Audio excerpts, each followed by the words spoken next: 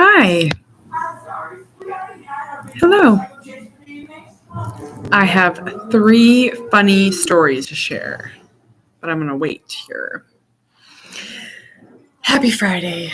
It is supposed to be a beautiful day tomorrow. I cannot wait. This has been a long week, and the funny part is it's only been 3 days of school, but just long. So I am ready for tomorrow. I'm going to sit on my butt,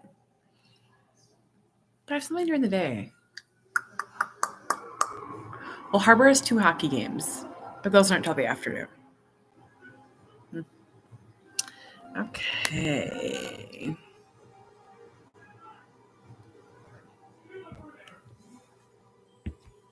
Okay. I'm wearing my Team Dexter shirt.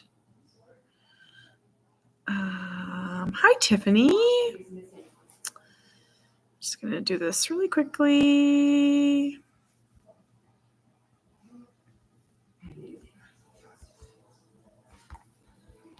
Hi, Jennifer. Hi, Cindy.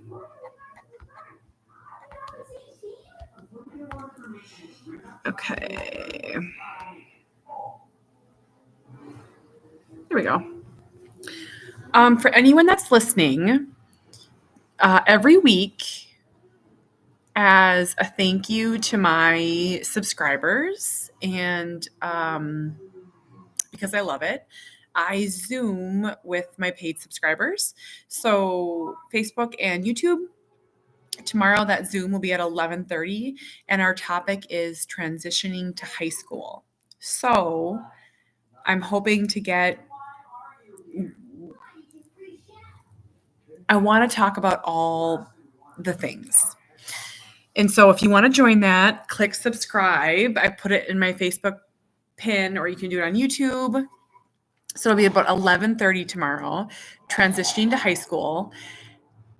And there's just some big questions that I don't have with my other kids. And so I'll just tell you the big one right off the bat.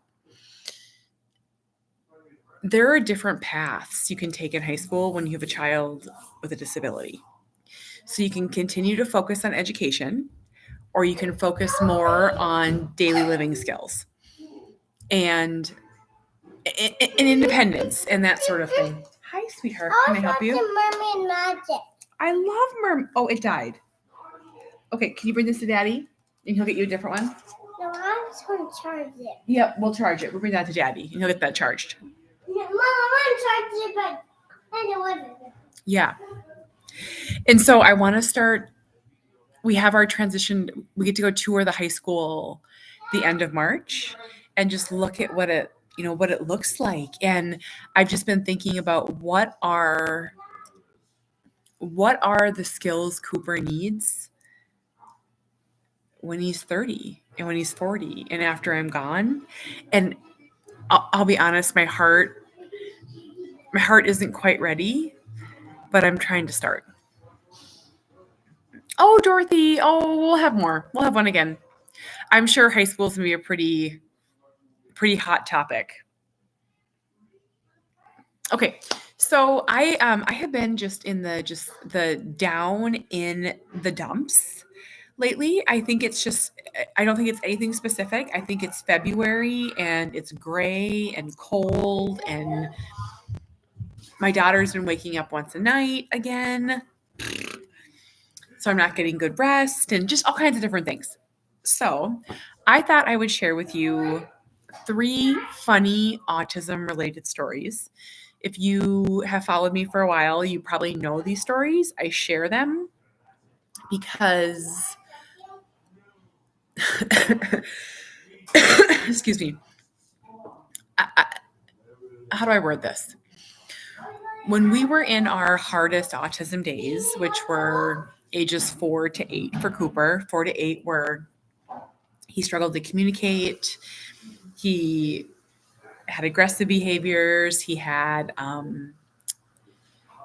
lot of self-injuring, a lot of eloping, just really our hardest years. We couldn't ride safely in the car. I mean, I could go on and on. That's not my point of this. But I struggled to find joy. And it was a really confusing time for me because I didn't want to be angry. and I didn't want to be sad, and I just wanted to be fine. And so it took me time and accepting grief and looking at grief and thinking about grief and accepting all of it to find joy again. And so, some of you who have been with me for a long period of time, I was real sad for a lot of years. I'm not really sad anymore, but I had some funny stories that happened. So, the first one that I'm going to tell you is my hands down my most favorite autism story of all time. And some of you know this. So, have any of you heard of the amazing author Abby Jimenez? She has Nadia's Cupcakes. She is a phenomenal writer. She lives in Minnesota. She actually has her cupcake shop in Woodbury, which is where I live. So it's just like literally like. What show do you want? Oh. This is what happens. We have moments of chaos in our life. So she lives, her cupcake shop's right over there. I'm sure a lot, like her books are like Part of Your World. She's just phenomenal. So before I knew her, and I wouldn't even say I know her, but I am a fangirl of her. I just read her books if you haven't. They're like rom-com. They're so good. So I brought Cooper, and this is before I had a big following. I did have a Facebook page, but I probably had 1,000 followers. It was April of maybe 2016, maybe. I brought Cooper to her cupcake shop. It was April, Autism Awareness Month. My husband had taken Sawyer, our other son at the time, just our only other son at the time, to Arizona to see his parents. And so I took Cooper to Nadia's Cupcakes for a unicorn poop cupcake, it was like all over social media. It's like best cupcakes ever. And it has all these like different colors and swirls. It's unicorn poop. So I brought him there. And if you were to take us back in time, Cooper was the cutest, fastest, squirreliest, busiest 6-year-old. I would say he probably sat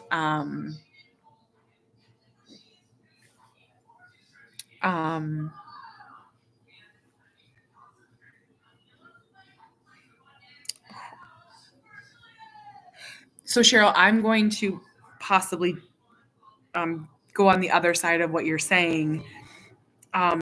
If Cooper enjoyed sorting silverware and he could work in a restaurant and that is a job that he could do, or work in a hospital in a cafeteria, I think that was awesome. So I don't look at that as a negative at all. I think I'm going to have to play a little devil's advocate to that one. I think if that's where his skills land, which right now I can't even imagine Cooper having a job. I can't imagine him being able to successfully do it. But if he could successfully sort silverware, wash dishes, I think that's phenomenal. And I will shout that from the rooftops and celebrate it. So I think we have to be careful with statements like that, because that insults someone where that is a successful job for them. So we should be careful with that. We don't know where people's abilities lie. So, if Cooper could someday work as a janitor, or someday, I think I'd be the proudest mom on the planet. So let's be careful there with that. So, okay, so back to the cupcake shop. So I had brought him to the cupcake store, and of course there was a line like 10 people deep. So how it worked is you walked in, and so the cupcakes were all right here, but there was a rope, like a rope separating it, which Cooper hates those ropes still to this day. He leans his body on them and they fall. And so, so we were standing there, and I'm going to show you this picture. So see this picture here? This is now, see how I'm holding Cooper? You can see he's the one in the brown. I'm holding him.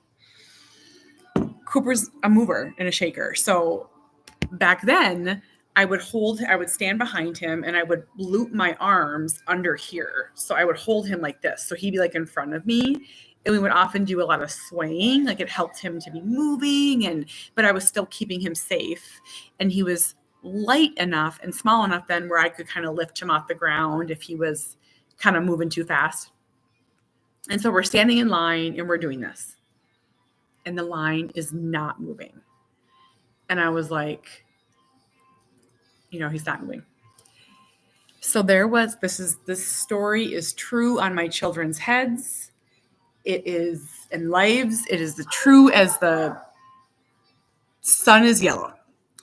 So we're standing there and there was a very large man in front of us. And Cooper loved and still loves skin. He, like when he wants your attention, he'll touch you, he'll touch your arms. He may go up to someone and touch he loves a man's bald head. He loves a man's beard. And of course, he's 14 now. We have to be careful. Boundaries, social norms, but he's fast. So like if a man has like a tattoo, he'll like rub it. And in all these years, we've never had anyone be mean to us. Everyone's always been kind to him. So I'm standing there like this with him, dink-a-dink-a-dink-a-dink, willing the line to go faster, annoyed as all heck that it's going so slow. And the man in front of us bends over to tie his shoe. And his shirt went up, exposing his whole back. His very hairy back.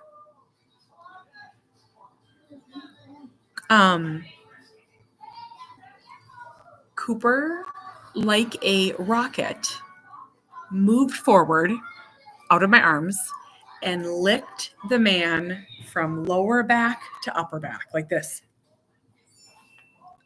Licked it right up. The man screamed, jumped in the air, leapt off the ground, and turned around, and I like froze. Like I was like,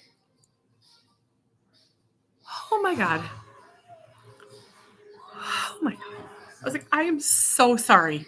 I am so sorry. I'm so sorry. And Cooper, because I was distracted, took off, like ran to the front of the line, underneath the rope. I am telling you, this woman from behind the counter made eye contact with me and she's like, what do you want? And I was like, a unicorn cupcake. She put 2 of them in this plastic container, slid it down the thing. I grabbed it and I was like, what do you owe you? And she's like, nothing. And we left. To this day, it is my all-time favorite story.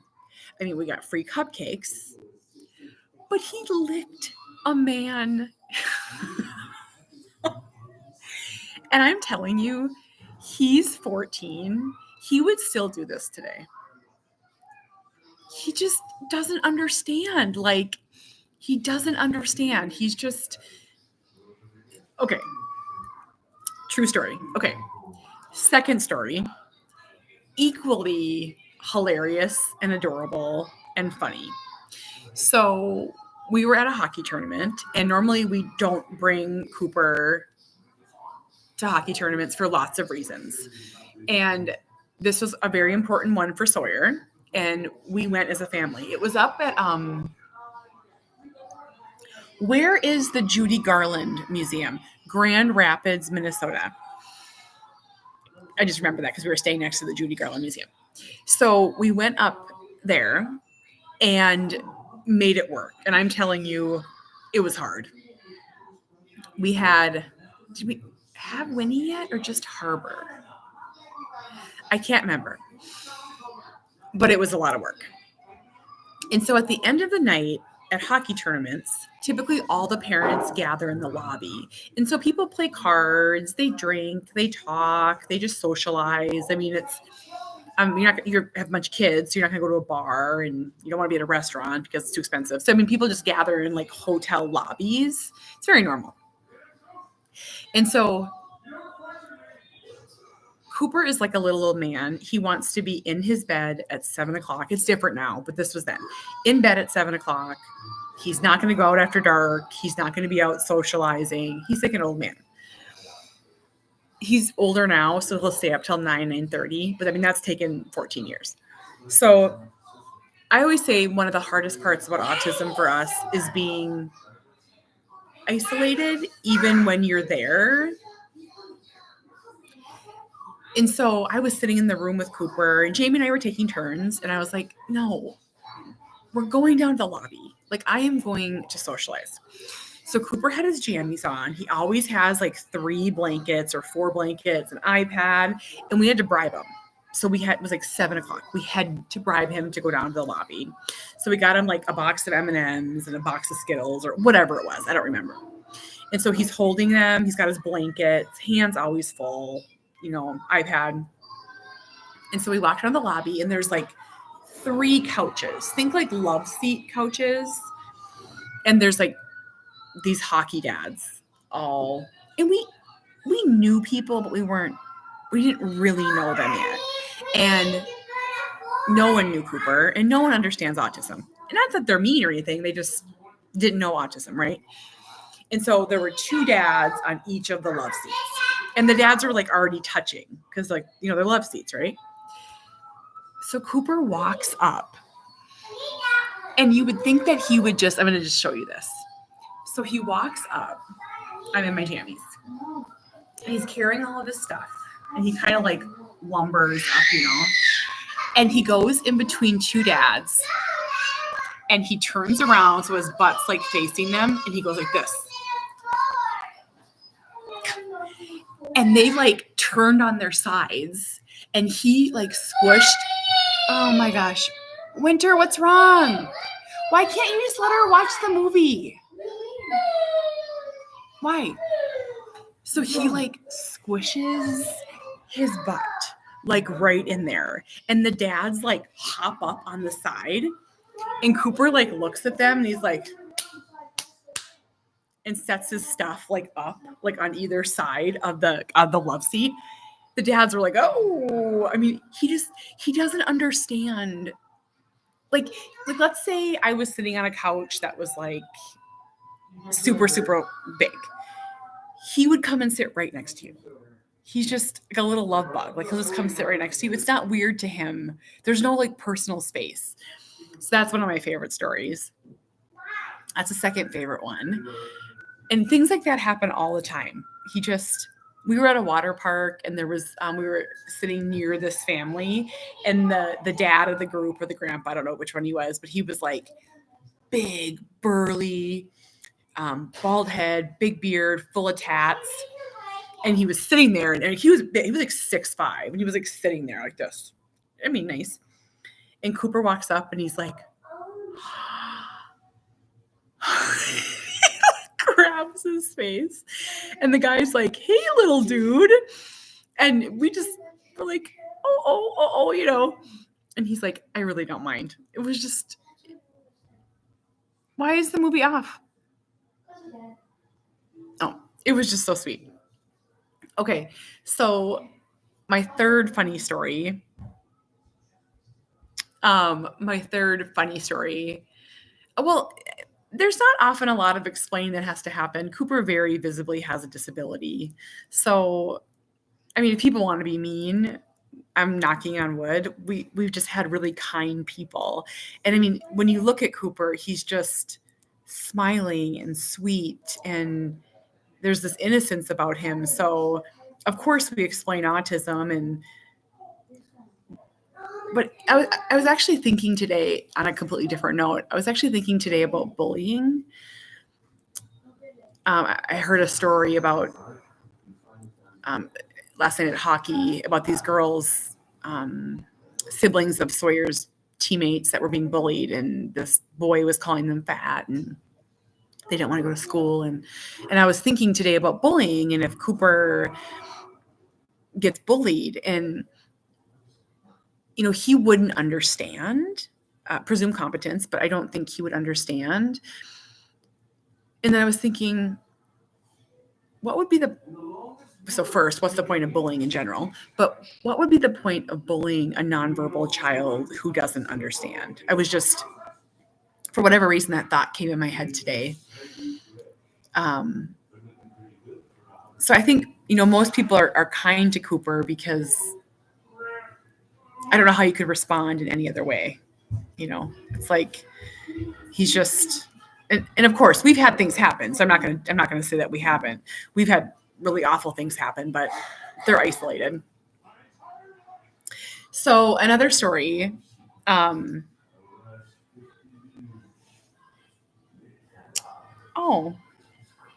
it's so interesting how it highlighted my name like that. Oh, okay. So another story. So when Cooper was, I would say maybe 7 or 8, he had an insane picture obsession. And if you've been following me long enough, you know that he loved photos. We're talking like hundreds of photos of our family, photos of people, photos of places. He would collect them and find them. Um,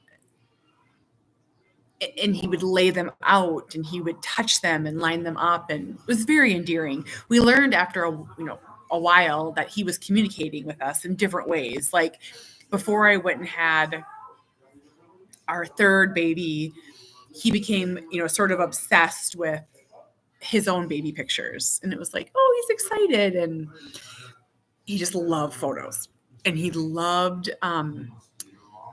travel photos. So there'd be many a times, a funny story, I was like looking at this photo and I'm like, who is this on an elephant? And it was his therapist. He had snuck it off her desk just the other day, no lie. I was like, Jamie, did we ever go to the Grand Ole Opry? And he's like, no, I have no idea who these people are. Like, I have no idea. But so I picked him up one day from his day program, and the lead was like, we have a problem. I can still see her. She's like, we have a problem. And I was like, what? Like what? What now? And she's like, Cooper brought some photos of you to school. And oh my gosh, I actually have, oh my gosh, I'm going to go grab something. Come with me. This will make the story even better because I just remembered this. Oh, Cooper turns all the lights off in the house. So this is an example. I just found this. This will aid to the story. This is one of Cooper's photo piles. So see how thick this is? These are piles that we find like around the house and in drawers. He loves photos. It's nowhere near what it used to be. I mean, we are talking, it was like obsession. But this is one that I just found under our coffee table. And so it's a lot of Christmas cards. It's a lot of photos of like, this is us. Can you see how young we were? This is me with my dad for my wedding. A lot of wedding photos.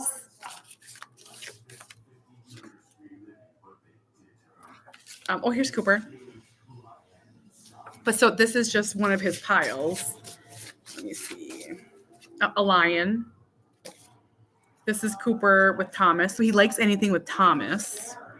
This is me from before I had kids. Jamie and his mom. Okay, so here's the photo.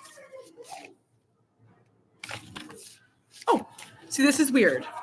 This shouldn't be here. This is me. This is my baby photo. Like, there's probably like 3 of these in my life. Why is this in here? He finds these. That's me. Okay, so for context, here's one of the photos I'm going to talk about. This is us before we had kids. I thought I was huge. We went to a bar, this is on Halloween, and I was not pregnant. I don't know. I thought I was so big that I was covering my stomach. Can I please go back to this, right? Pre-kids. Anyhow, so the teacher pulls me aside and she's like, oh, thank you, Amanda. She's like, we need to talk. Cooper brought some photos of you to school. And I was like, what kind of photos? I mean, instantly I was like, what? She's like, well, and she like slid them to me, like upside down, like slid them over. It was like a pile of contraband, like just like this. And I was like, oh. So I like flipped them over. Are any of them in here? I'm just peeking. Oh, this right here.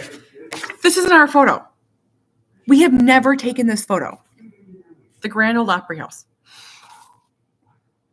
Oh, Tamara! Tamara was with me. So I flipped them over. There's one of me looking even naughtier than this as a naughty nurse. There's another one of me on my knees taking a beer bong out of a plastic flamingo named Petey. We called it a flabango, as one does. Another one of me dancing on the bar in my... And I'm like, so I like looked at her and she like looked at me and I was like, I think he likes to see me happy. And she burst out laughing. And she's like, look at the next one. And it was one of me giving birth. And I was like, why is he so obsessed with me? You know, like trying to make jokes. I make jokes out of everything because I'm so weird. I laughed so hard. And she's like, could you just check the backpack going forward? And I was like, yes, I can. So I have a friend whose son is upset, not anymore, but was obsessed with her bras and underwear. And he would sneak them to school and then like set them out on his desk. Oh my God, I would die. But yeah. So, you know what? Always check the backpack. Parenting is humbling. I'll tell you another story before I wrap it up. This is true. This story is true. And it's very embarrassing. So Cooper was a runner. I've said that so many times to you. He was a runner. So he'd be here and then he was gone. And you know this. If you have autism in your life and your child elopes, it's hard to explain, but if you live it, you live on high alert. If we went anywhere, I would never wear flip-flops. I only wore tennis shoes. I was ready to run. I would never have a purse or a bag because I'd have to throw it to chase him. And he was fast and he didn't understand danger. So we had to be really careful. And he would also run and get in an elevator and take off. We have had that happen before. So we were just always really careful. When he was younger, we did therapy at this place called St. Luke's. My kid told her teacher we lived in a park. That's funny. We did therapy. We live in a very small town. I mean, it was not that small, but it was small. And so when you did speech therapy or occupational therapy, you did it at the hospital. There wasn't clinics, is what I was saying. It was like a big hospital. And so it was like speech therapy, occupational therapy, physical therapy, all this stuff. So big waiting room, like probably a waiting room that seated 50 people. And there was a bathroom right in the waiting room. So it like opened up. I mean, you were like in a chair or you could open up the bathroom door and go in. And I was there with Cooper and I had oh my God. I have PTSD. I had a terrible stomach ache. Terrible. And looking back, I was under a lot of stress with Cooper. And I think it was affecting me digestively. Anywho. And I also drink a lot of coffee. So we were at the waiting room and I had to go to the bathroom. I did not feel well, if you know what I mean. So now raise your hand if you know what I'm talking about. If I went into a public restroom, even today, he would have to go with me, but he did it back then as well. I would have to hold him because he could get out of any door and he was a runner. So I was going to the bathroom, and I would have to hold him. And I would typically like hold here because I could get his shirt too. And so I was holding him, and he did his signature move where he did this twist. And you know this if you have a toddler. He did this, I was holding him here, and he did this twist move where he was wearing a jacket and he slipped it off. So I was going to the bathroom, holding on to my then 4-year-old son, and he got loose.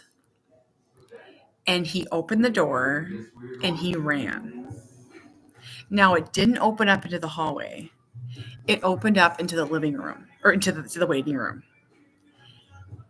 And I made eye contact from the toilet with an old man. And I was sitting on the toilet, and Cooper ran like the wind. And I couldn't move because I was in the middle of my business. And I stared at this man, and he was in his chair. And I said, and he stared at me, and I stared at him. And I was like, can you please shut the door? And he got up and shut the door, and I like wiped and ran. Cooper had made it through the lobby, through the doors to the elevator by the time that I got there. I got him, but he had ran. But if I could like go back in time and be like, oh, Jen, I know. And that man was more embarrassed than I was. Like, he was like, I was like, I know you're ignoring me, but I need you to get up and shut the door. Oh my God, so embarrassing. I have a similar story at a grocery store bathroom where he took off on me and I had to chase him. Very similar story. Pants were barely up. I tripped chasing him, fell. Yeah. They move so fast and they're so slippery. I've always said Cooper is like a slippery, fast octopus. So like he's so fast. And then when you reach to get him, it's like all arms and legs. Yeah. So yeah, I mean, I have been humbled a time or two, and I just have learned to laugh. I mean, I have another story where I thought about jumping in front of a train. I actually told my husband to take a wife because I'm done here. I mean, that's how humbled I've been. Oh yeah. So if you have funny stories, feel free to send them my way. I love to laugh. We have to laugh or we cry. Is he still fast? Well, I would say now not so fast because he's 14, but he's big and he's strong. So if he like our challenge now, and it doesn't happen very often, knock on wood, but if he sits down or refuses to move, we can't move him. We were at a tourist place in Duluth, Minnesota a couple of years ago. And my husband's always been able to pick up Cooper, but he's 14 now. But, you know, when they're younger and you're having a hard time, you just pick your kid up and you go.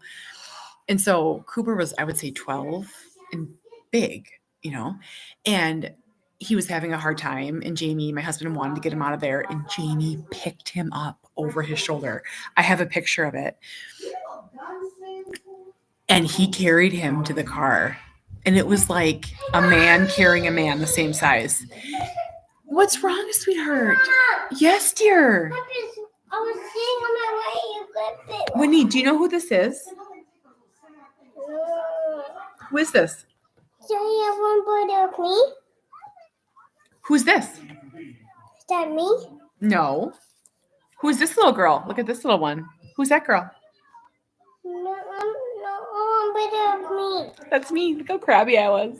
Mom, it. Oh, you sat on your leg so it turned red. It'll go away. Do you want to show everyone your pencil dress? Oh, we got an injury here. Mom, is this going to turn back to normal? Okay, I'm going to save. Mom. It's going to turn back to normal. I'm going to save my other two stories. I have an amazing hockey rink story, and I have an amazing bowling alley story. I'm going to save those for you. I'm going to leave you with this one. Mommy. Yes, sweetheart. I just love this one. You rubbed it? No, I just love it. You love the owie?